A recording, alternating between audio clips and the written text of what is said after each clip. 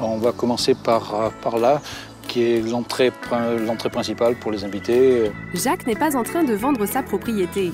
S'il fait visiter son jardin à Virginie et Paul, c'est parce que le couple désire louer ce bel espace de plus d'1 hectare situé à Aix-en-Provence. Voilà, alors ça c'est ce qu'on appelle le tunnel des amoureux, avec des petites fleurs un petit peu autour de vous. Un passage de circonstance pour ces tourtereaux qui désirent y fêter leur anniversaire de mariage. Combien de personnes on peut accueillir, ça vous est égal? Je considère que la bonne taille c'est 200. Le couple souhaite accueillir environ 80 personnes. En plus de bénéficier d'un cadre idyllique, c'est un vrai bon plan. 1 200 € pour la location, c'est en moyenne 300 € de moins qu'une salle des fêtes dans la région. Un tarif imbattable pour passer une soirée dans un lieu d'exception. On s'imagine très bien déjà. Ah ouais, hein? vous y voyez. Ah oui. Ouais, très bien. Merci. Depuis 5 ans, des couples comme Virginie et Paul, Jacques en a vu une dizaine. Ce producteur d'oliviers s'est lancé dans cette activité pour arrondir ses fins de mois, un projet qui a nécessité de nombreux travaux, mais qui est vite devenu rentable.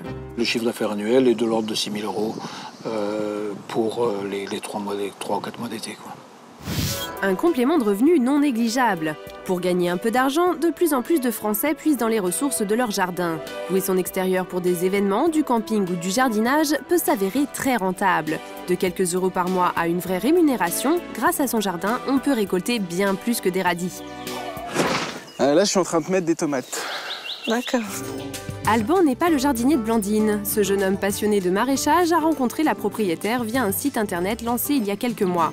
Le principe, viens planter chez moi.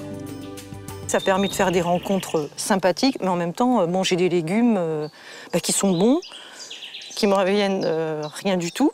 Voilà. Et puis Alban, il a un terrain gratuitement. Et je pense que ça, tout le monde y a trouvé son compte, en fait. Pour Alban, qui ne dispose que d'un jardinet chez lui, c'est du grand luxe. L'avantage principal, c'est d'avoir du terrain sans être obligé de louer. Donc ça veut dire que je vais pouvoir manger mes légumes sans avoir à dépenser d'argent non plus, quoi. Blandine et Alban se divisent les légumes à parts égales. Pour les frais, c'est pareil, la propriétaire paye l'eau et le jardinier amateur paye les graines. Mon jardin revit, mes légumes poussent. Bon, Blandine, pour votre repas de ce midi. Merci, c'est J'espère sympa. que vous allez vous régaler. Un repas un peu sommaire. Aujourd'hui, Blandine doit encore faire son marché, mais à terme, elle espère économiser au moins le contenu de ce panier, soit une trentaine d'euros par semaine. J'ai vraiment envie d'exploiter mon potager au maximum, parce que déjà, j'aurais tout ça à ne pas dépenser. Hein. Je fais faire des économies, puis en plus, ça sera des vrais légumes. Des bons légumes du potager. Si elle avait fait appel à un jardinier, Blandine en aurait eu pour 120 € de plus par mois.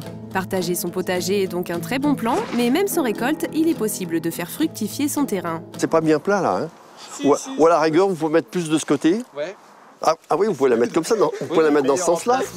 Si Raymond recherche l'emplacement idéal, c'est que ce soir, il accueille dans son jardin des invités pas comme les autres, des campeurs. Cyril, Cassandre et Maxime vont dormir ici, au beau milieu du terrain. Les avantages de dormir dans le jardin d'un particulier, c'est déjà la souplesse des horaires.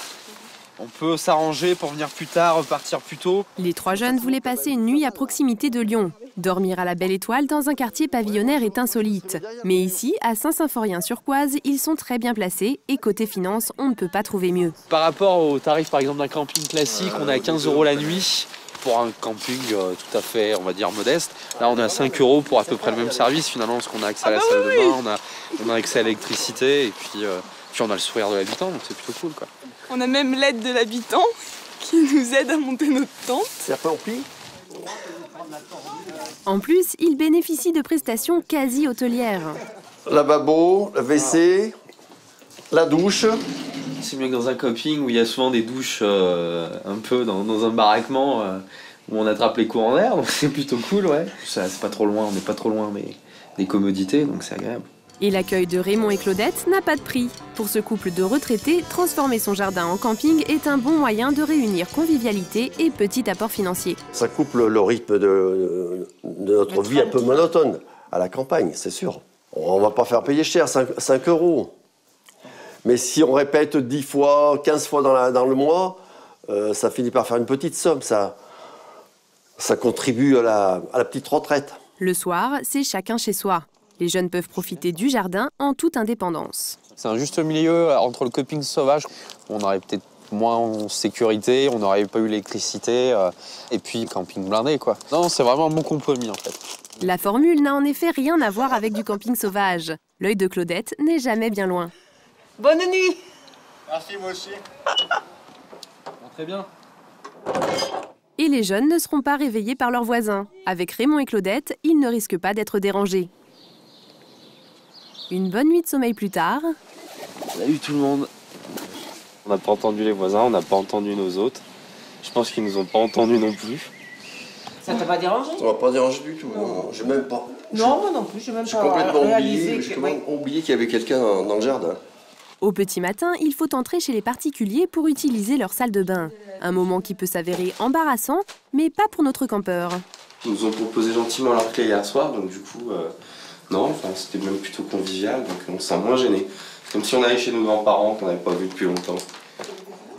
Cerise sur le gâteau, même le petit déjeuner est gratuit. À l'heure du bilan, les jeunes sont convaincus. C'est vraiment très sympa comme idée, donc on recommande au moins une fois dans la vie de faire cette expérience-là. En plus de quelques euros, votre jardin peut vous faire de jolies rencontres.